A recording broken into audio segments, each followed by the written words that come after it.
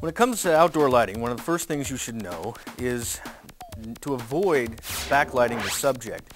And what this is, when you're shooting when the sun's behind your subject, you'll notice that your footage comes back and your subject becomes kind of a silhouette, and it's not a very good image to look at. So my advice would be just swap the angle. Put the sun behind you in the camera, and this will light up the subject's face and you'll get a better picture. If you're looking for the best time of day to shoot, try to shoot either in the early morning or the late afternoon to early evening. If you were to shoot around noon, when the sun is directly overhead, this is going to cause some deep shadows under your subject's eyes and even under the nose, and it's not very flattering. If you shoot in the morning or in the late afternoon, the sun is at a better angle where it washes your subject's face with light, and you don't have to deal with as many shadows. An ideal situation would be for a slightly overcast day, something that kind of diffuses the sun and makes softer shadows on your subject's faces. Now, you can't always choose what day you're going to shoot on, but if you want to shoot a subject in a more diffused light, just move your subject into a shady area, say shaded by some trees or a building. Try to make sure that the background is shaded as well. That way you won't have a blown out background or a background that's too bright. Another way to get light on your subject's face is to reflect it or bounce it there. Now you can do this with a hunk of white foam core or even grab the sunshade out of your car. But the idea is you want to hold this reflector up in a way that you're bouncing the sun's light onto your subject's face and lighting them up. If you're shooting in a room that's not lit very well, the quality of your video is going to suffer. It's going to look kind of grayish and really grainy and just really unusable. What you need to do is bring in more light. You can do this by first turning on every lamp in the room. If this isn't enough light, try removing the lampshades, or you can replace the bulbs with higher wattage bulbs. There is a difference in the color of the light that the sun gives off and the color of the lamps that you use in your house. Indoor lamps give off a color that's kind of orangish, reddish orangish in color, where sunlight is blue. As a rule, it's best not to mix these two types of light. If you have a subject that is lit with lamplight and also with sunlight, it's just not going to look right. It's better to take your subject and either light them completely with lamplight or completely with sunlight.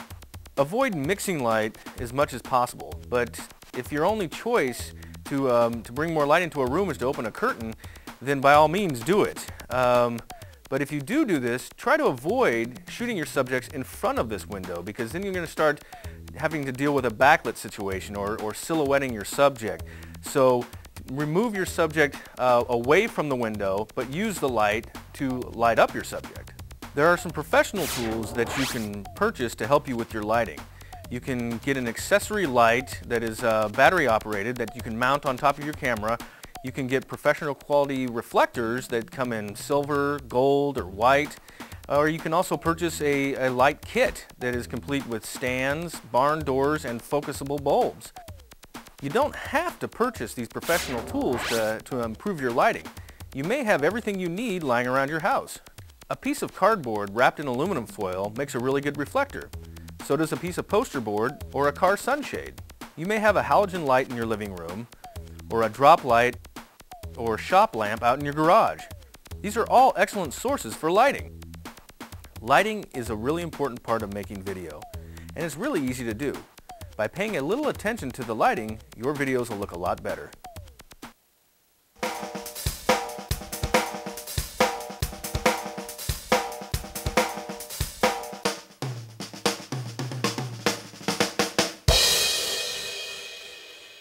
I'm here to talk to you today about the importance of audio.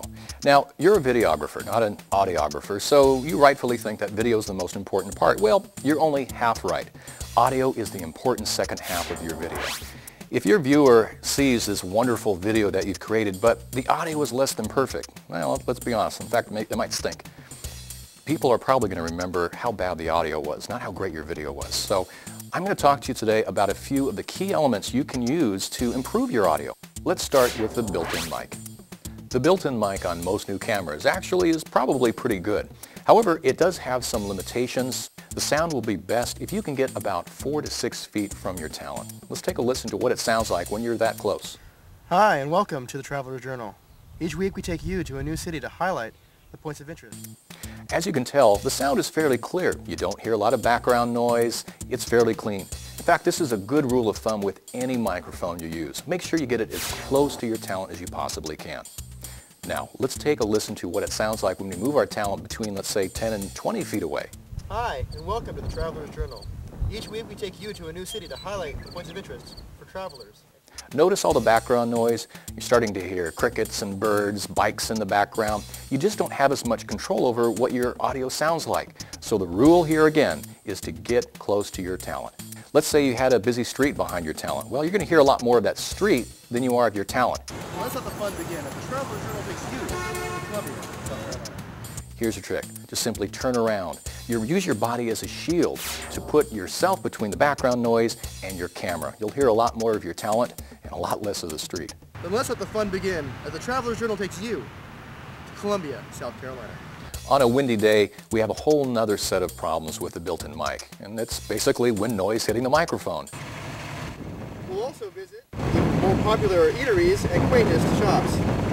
Have an assistant hold a large card between the wind and the microphone built into the camera. That's a good way to ensure that you're going to at least have usable sound, and in most cases, very usable sound. Now let's talk about using an off-camera mic. Well, the first thing you need to do is check and make sure your camera even has a microphone jack. If it does, you're set. You have a lot of benefits coming to you. What are they?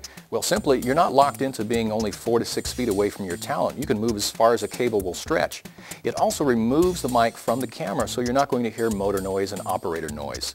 And then finally, it isolates your talent from background noise by getting it real close to the subject. We'll also visit some of the city's most popular eateries and quaintest shops. Now let's talk about automatic gain control, or AGC. Well, unfortunately, all consumer level cameras have it. It's the camera's way of knowing how loud to make a signal. If talent is talking in a straight tone and there's no change in their level, it's going to be fine. But what if the talent pauses for a moment? Well, the camera will boost that signal so that you hear more background noise, and then when the talent starts talking again, they'll be really loud for a moment, and then it'll come down in intensity. This is really a problem. In fact, take a listen. Join us next week as we travel north to Petersburg, North Carolina. Here's a trick. Have your talent count down from 5 before they start their audio. So it's 5, 4, 3, 2, 1, then they start. This will trick the camera into setting its levels right where you want it to be so it doesn't start really hot. And then of course you just edit out the 5, 4, 3, 2, 1.